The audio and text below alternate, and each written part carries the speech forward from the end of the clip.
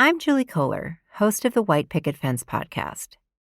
If you've read the opinion section of any newspaper lately, you've probably come across think pieces panicking about falling marriage rates.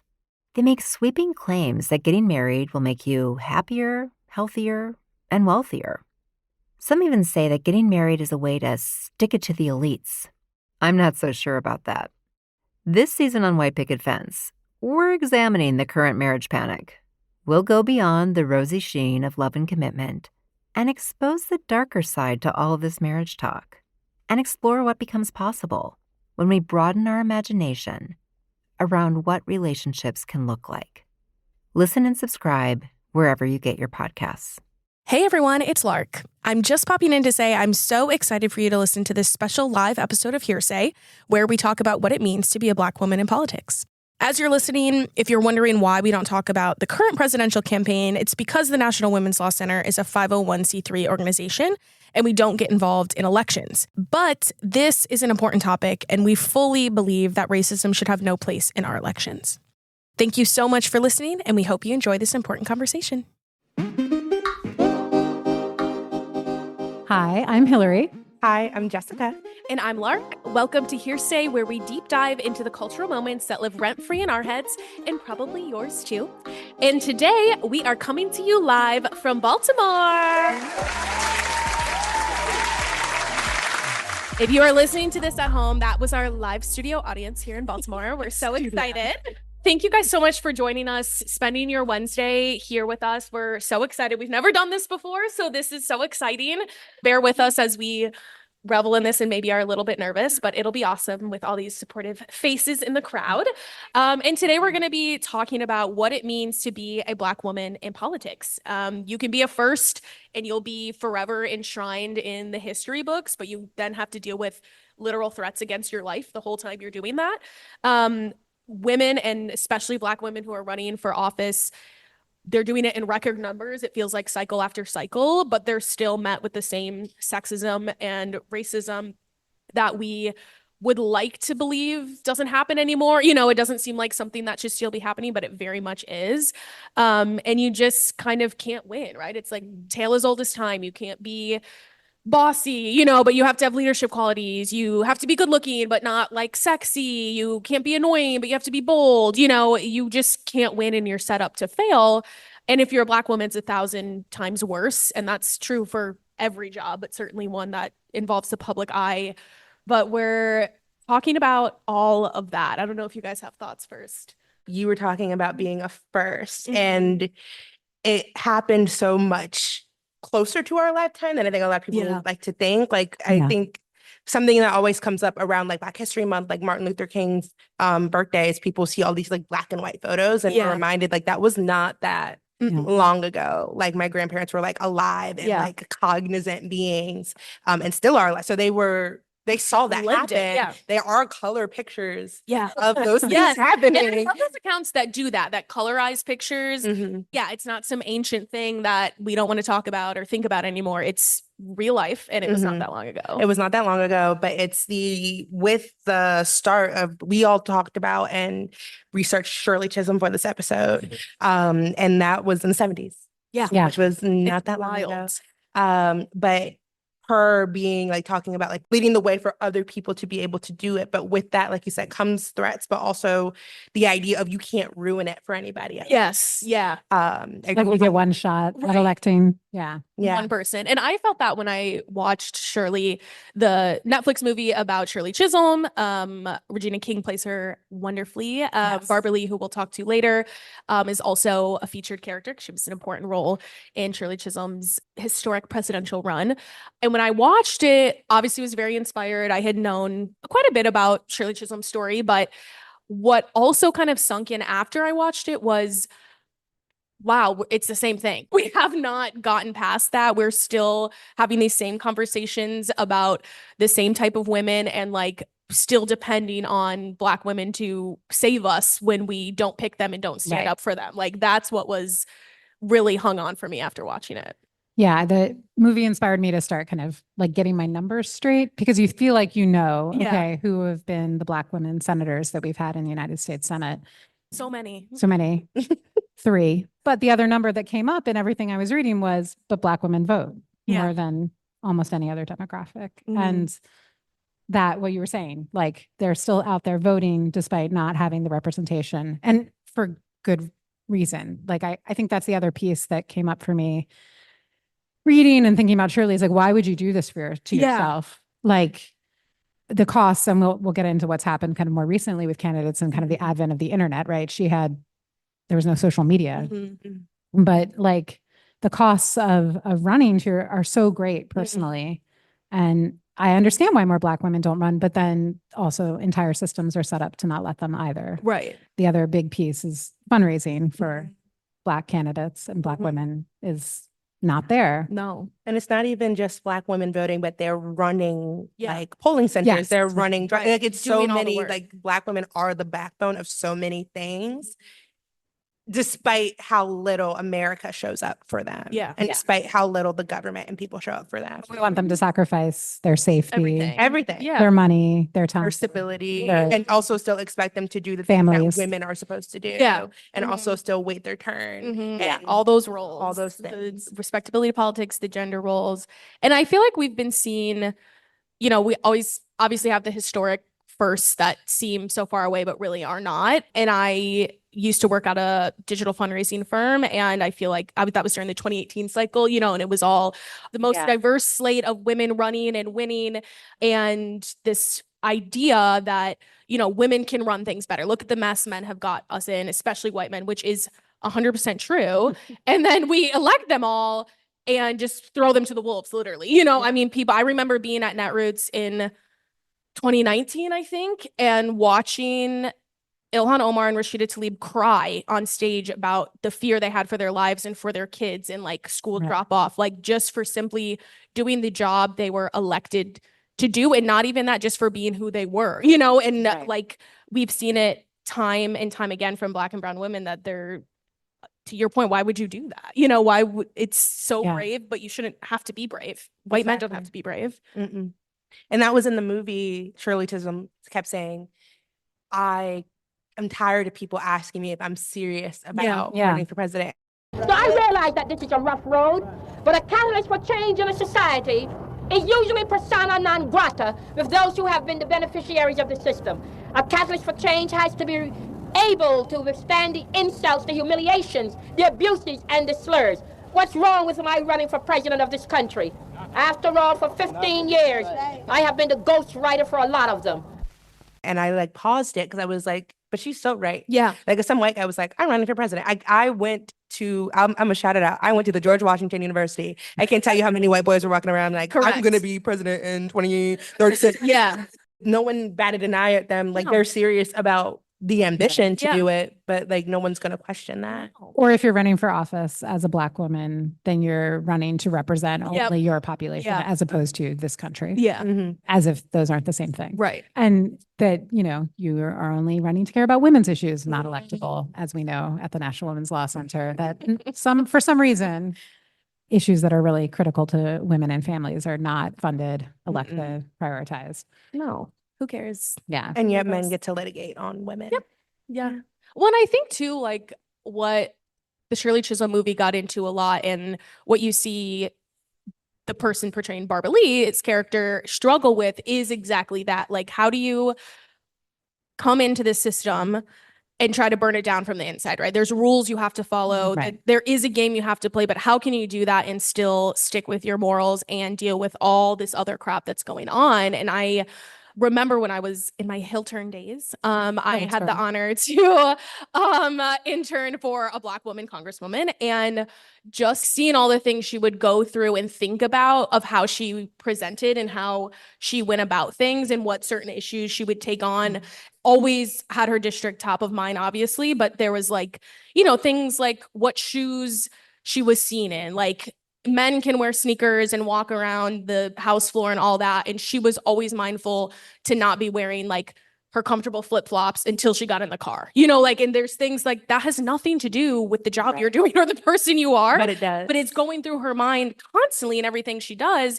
And that like shouldn't matter at all. And men never have to do that. And I think, not to keep coming back to respectability politics, but that's looms so large in Black women's lives. And certainly when you're in the public eye, I mean, they like poll candidates over what hairstyle looks best, you know, what like shade of makeup you wear, what colors you wear, what suit style you wear, you know, and that's, men don't have to get pulled on that shit. Like that's nuts. It's a specific intersection too, because it's not that women aren't critiqued or policed, because they are, but it's a specific intersection, and it's also with the lack of representation as well that leads to just like the micro management, and how like even if you can't find anything wrong, then like someone will find something wrong. Right. And like this, Or they just won't like you. I watching Shirley, my son Henry came down and he was like, I was explaining what we're going to talk about. And I was like, you know, this is Shirley Chisolm. She ran for president in 1972.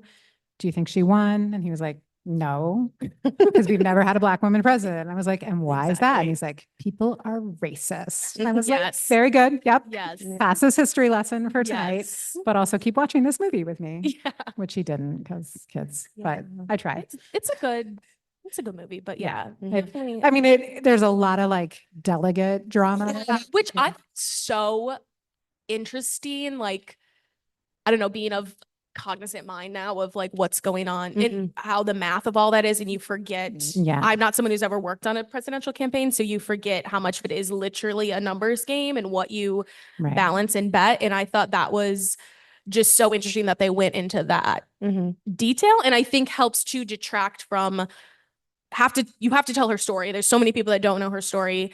But to take away from the part that people were trying to kill her because she's a Black woman, right? She has this smart political strategy, right? And they were also attacking that. You know, she couldn't get staff. No one was taking her staff seriously. You know, she couldn't pay her staff as much as other people. And still how people used all of those systems, used the convention, used delegates to cut her right at the last second. And she still remained like stoic and was like, you know, I always knew this was going to be the risk, and that's just how it is, and like always kept her grace, which was not something I could do. That's for sure.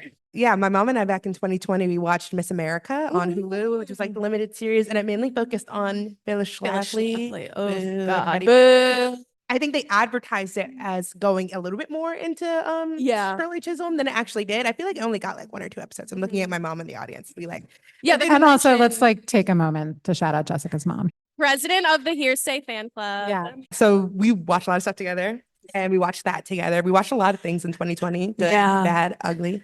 But yeah, just talking about how the respectability, because we're talking about it from there are so many like men and white men in the process, but this movie was about white women. I was going to say, just Phyllis, Betty Friedan, all of them. Like, once we get past like, you know, once we get feminism forward, then we can get Black women are always last. They're always last. Yeah. But I'm also a woman. Yeah.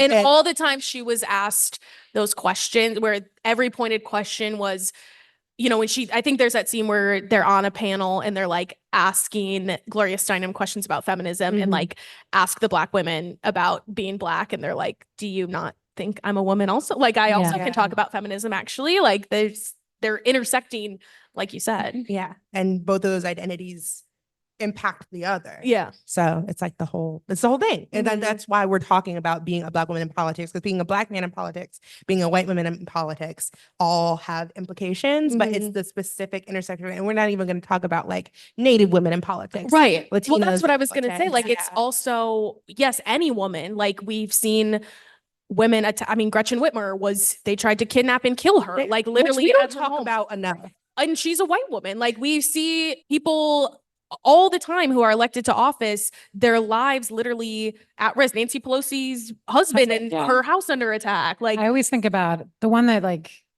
when AOC went on after January 6th and did her IG Live, which I mean, it is like seared in my brain. Yeah. Because it was so visceral. She was explaining her fear, rightful fear of what was going to happen to her while trapped in her office. And I was like, why are you like, you're not well, like you can't be well in this position. And why would you do this? Yeah. It's amazing to me that she continues. Another piece on, you know, we talk about it's expensive, right? It's more expensive to be a Black woman and run for office, in part because security is really expensive. Yes. And you have to get it earlier in the campaign. You have to. Right. And you have to pay for it. You don't get protection until you're elected into office. Stuff like that we don't even think about. Yeah.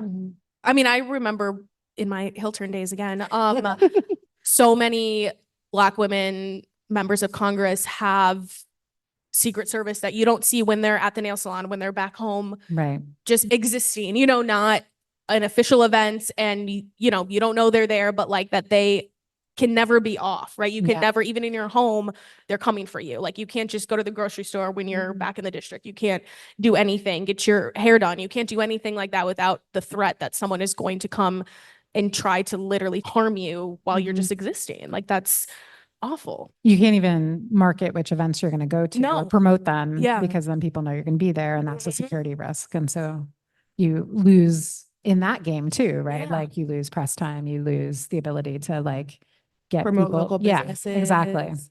All of it. Wow. God. Have we depressed everybody enough? Yeah. Doing okay? Yeah. We brought you down. Now we got to bring you back up. We know that. Yeah. Like most episodes, I feel like especially this one, we could go on for hours and hours and hours, but we will spare you all of that, all of you here in the room and all of you listening at home from that. As we mentioned before, we'll be talking with the Honorable Barbara Lee tomorrow, who is such a firebrand, such an icon. I'm so excited. Yeah, claps for B. Lee. I'm so excited to talk with the Congresswoman and just get her firsthand perspective on this topic. It's something that's kind of built and underlined and loomed over her entire career and basically her whole life. I mean, she was really young when she got involved and met Shirley Chisolm. So I'm so inspired by her every day, and I'm so excited that we get to talk with her.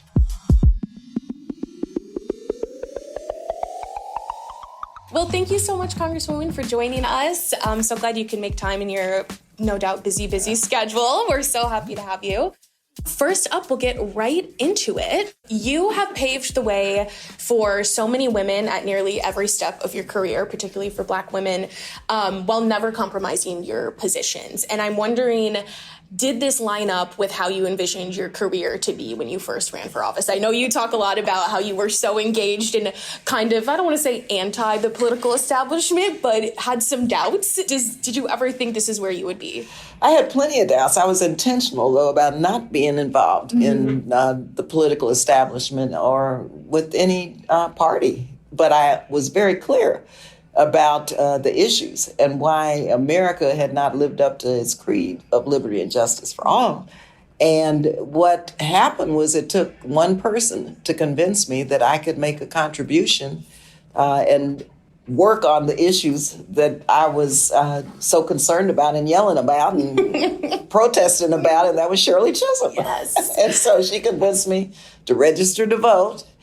And I did, and the rest is history, but I never intended to run for office. That was not in my plan. I'm a psychiatric social worker by profession. I had a mental health center and later started a business. So, public office was not my agenda. Yeah. And I had Congressman Dellums, who was amazing. And after you worked for Ron, who was a warrior, who was someone who just was incredible in terms of integrity and in terms of clarity on the military budget and domestic priorities. After you work for someone like that, how do you decide you're going to do work for yourself?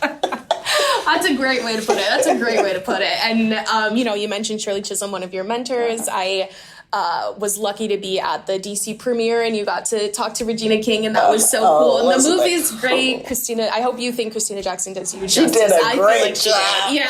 And I've seen her several times since. Yeah. That's so cool. And she tells me that I've lived at least 7 lives. Yes, I would agree with that as well. And, of course, Shirley kind of framed a lot of your philosophy and about joining political office and kind of your way of governing. And I'm wondering, did she or maybe even any other Black women kind of warn you of the attacks and the pressures of Black women in office? Or, was it something that we all kind of have to figure out for ourselves? Because I feel like it's almost like people say this about childbirth, right? If we told people a lot of the truth, no one would do it again. Is it one of those things where people were able to give you a heads up, and did that shape the way you entered office at all? Well, my mother gave me a heads up, and being a Black girl in Texas gave me a heads up. And my mother was actually one of the first 12 students to integrate the University of Texas at El Paso. And she had to struggle. I mean, in Texas, with my grandfather, who we lived with as he aged, she raised 3 girls. She worked. She was the first Black woman to work at Fort Bliss, Texas, and at the same time integrated then it was Texas Western, now it's University of Texas at El Paso. So I just grew up knowing what the challenges are. And it was like when I was in high school, I couldn't be cheerleader because they had a selection committee. And you had to be blonde and blue. I had to be a cheerleader. And so I went to the NAACP and said, I need help. Can you help me organize? And they did, and we changed the rules and made it such that selection committee was dismantled. Wow. And the student body then could vote on a cheerleader. And guess what? I won. I was the first Black cheerleader at San Fernando High School. So it's been just really in your blood. Everywhere. Yeah. All the time. And that's Black women. I always loved to quote Dr. Maya Angelou, and still we rise. And kind of on that note, you've probably seen in your career how many more women and Black women run for office, are elected to office, but these still same attacks that you, your mom, people before that have faced.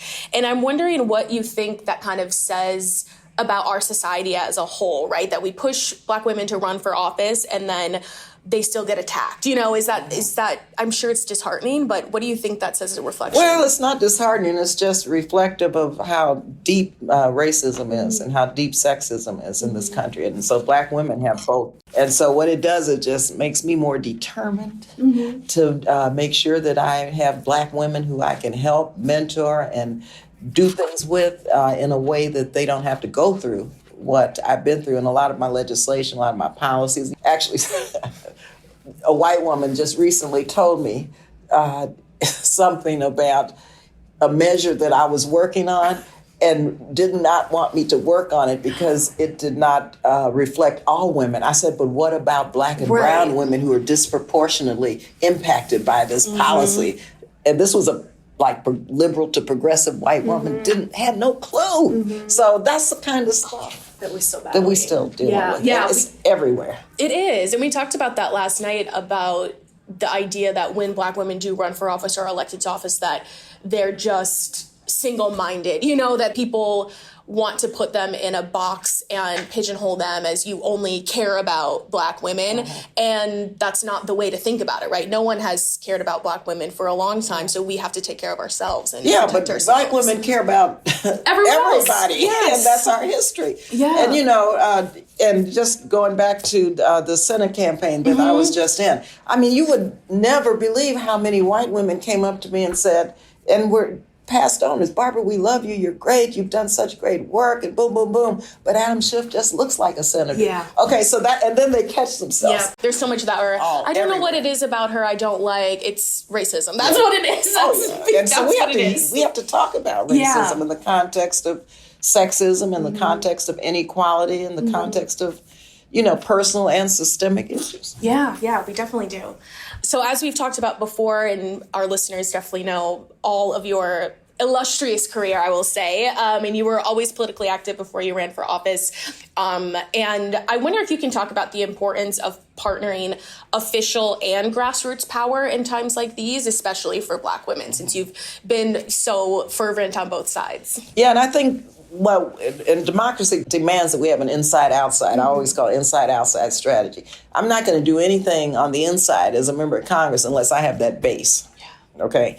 Black maternal mortality, for example. We couldn't move legislation or anything unless Black women were pushing us, and we had that base around the country to do that. Yeah. And so the importance of having Black women on the outside who may or may not be elected, who are part of an organization or part of a movement to build power. That's what it's about. And then those on the inside, those of us, we have to stay connected to those because I always say, I am because of Shirley Chisolm, because she was, right?